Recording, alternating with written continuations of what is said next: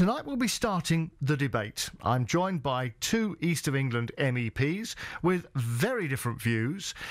Labour MEP Richard Howitt. Richard, good evening. Good evening, Dave. And UKIP MEP Tim Aker. Tim, hello to you. Good evening, Dave. Let's start with each of your 1 minute pitches, because I think this is a good thing to do.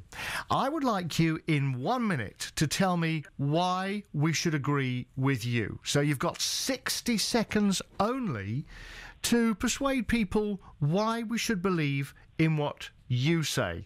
So we'll start off with Labour MEP Richard Howitt and the case to stay in, and your time starts now. So, Britain is stronger in the European Union. Our economy is stronger. Grant Thornton's asked businesses in Essex and the East of England, 84% want us to stay in the European Union. Britain is stronger because we have more influence in a troubled and dangerous world. And we're stronger because we're able to fight the global challenges of climate change, of drugs and people trafficking, of terrorism. The vote to keep Britain in the European Union is about us being forward-looking as a country. It's about the future, not the past. And it's about Britain being outward-looking and not retreating into isolation. Our county, Essex, benefits from being part of Europe. Our environmental protection on the Thames Estuary and on the Blackwater Estuary, the big money we've got for Southend regeneration, for apprenticeships in our county. We are not quitters. Britain should not quit the EU. Lovely, and you've still got 4 seconds left. Thank you very much indeed, Richard Howitt for Labour, and that's the case for staying in. All right, same with you, Tim, and the case for coming out, and your time starts now. This is about who governs Britain. Who are the right people to decide the decisions that govern our daily lives? Let's look at our borders. We are in borderless Britain. As a member of the European Union, we have no control over who comes to live in the United Kingdom because of the EU's free movement. And think of the effect this has on schools, hospitals and housing. You know, Migration Watch have said that we have to build a new house every 7 minutes to keep up with current levels of immigration. So let's take back control of our borders. Let's take back control of the money we send to Brussels. Every week we send the EU the equivalent of one new hospital. Think of where that money could be better spent, but that's a decision that the British people should make and not the European Union. This is about democracy, and this is about Britain taking back control. The EU is an answer to a question of decades ago. We've got new challenges, new opportunities in the wider world. I believe in a confident Britain. Essex believes in a confident Britain. So let's take back control. Let's leave the European Union so we can be the masters of our own destiny once again. Exactly 1 minute, Tim. Thank you very much indeed. Well, you both made some very strong points there for your case. Let's talk about some of those points now. And Richard, you were talking about the fact that we are stronger inside. We have more benefits. We can be a more cohesive force for good. I sense you were saying that, were you? Yes, I was. And, it is a defeatist mentality to say that Britain can't be part of the EU just as much as we're part of the World Bank, part of the United Nations, part of NATO. But let me put to you the point that... We don't shed our sovereignty by being part of these organisations. We stick up for our interests and promote them. Why not in Europe as everywhere else in the world? Well, I guess what Tim Aker would say... Well, let's ask what Tim Aker would say to that. Well, do we need to be in a political union to voluntarily cooperate? Absolutely not. All of the organisations Richard talked about don't have a parliament. They don't have a courts of justice. They don't have common policies that bind all of their member states. They're voluntary organisations. And I think the European community in the early 70s was perhaps the right answer to the questions facing that time. And frankly, now there is a crisis in the European Union when David Cameron can't even get a simple renegotiation through. It's unreformable, and Francois Hollande, the President of France, made it perfectly clear last week. He said, you either leave or you have full integration, which means if you vote to stay in, that's the euro coming to Britain, that's the single currency that's doomed Greece, that's the way they're going. It's the EU army, that's the way they're going. Ever closer union to a superstate. And Richard Howitt? Let's ask Richard Howitt on that. Yes, Richard? The thing is, what the Eurosceptics do is they put out these answers that have no basis in fact whatsoever. Well, Francois Hollande said it, Richard. And then people... Richard, were you listening to something else? Francois Hollande said, go have full integration or leave. Hang on, Richard, go on. They found it very difficult to have a rational discussion, as we're even hearing now, based on the facts. So, for example, there's not going to be a European army. Britain has got a veto on that. We'll never agree to it. As far as ever close the Union is concerned, John Major signed up to it from the Conservative side. It's a set of words. It's not. It has no legal bearing.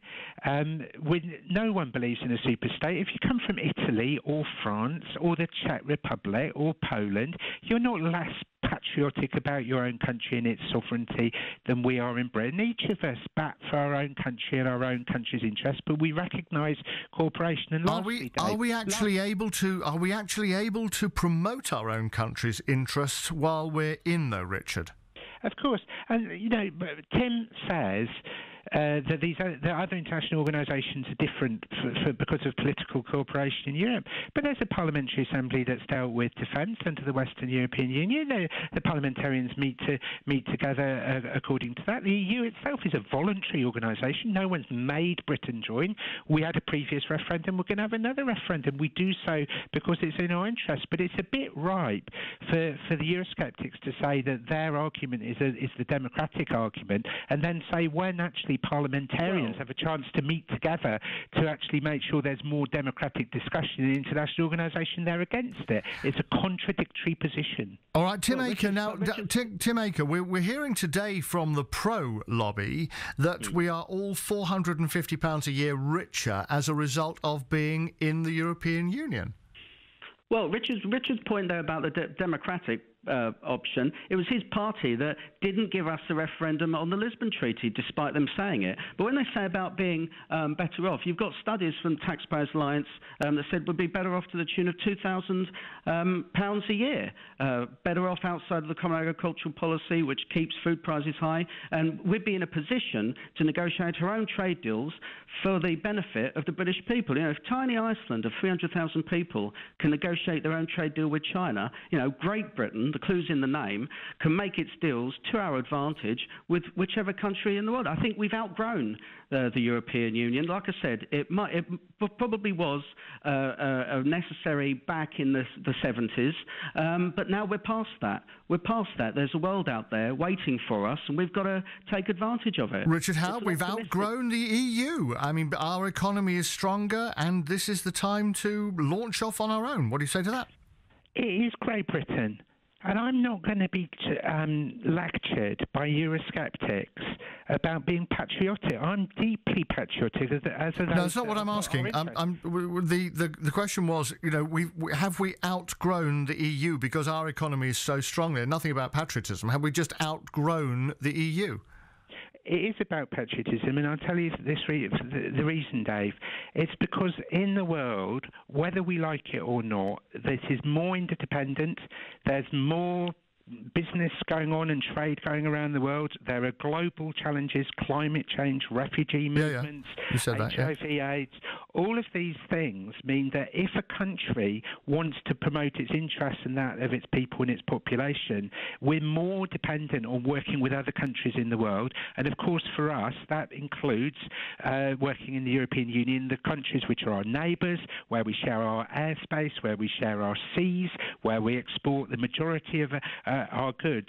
And I don't want people to listen to the words Migration Watch and Taxpayers Alliance said as if these are neutral organisations. They're funded by the same conservative multi-million pair donors like Aaron Banks, who's funded UKIP, and gives slanted evidence. We are 3 times better off, £450 per person, £3,000 per family, by being part of the European Union. All right, Tim Aker. It's not a slanted political body that's giving that information. It's the broad-based business organisations representing all political interests in our country. Tim Aker? Well, there's some sort of confusion in Richard's argument there. He's talking about the world being more integrated, and he hasn't answered the point. Francois Hollande said, and, no small bit player he, even though his national voice has been subsumed by Angela Merkel, but he said that you are either leave or full integration. This fence-sitting has created a two-tier European Union as it stands, and I think the hesitancy for the European Union to go full integrated has caused some of the problems that has Greece and faced the whole Mediterranean with the Eurozone crisis. You know, do we want to be bound to a union that is economically stagnant, that risks dragging us down with it, or do we want to still trade with them but not be governed by them? Do we want friendly cooperation but not political union? And do we want to re-embrace the wider world and the Commonwealth? You know, there's a positive, optimistic world out there. Let's re-engage with it. Gentlemen, thank you very much indeed.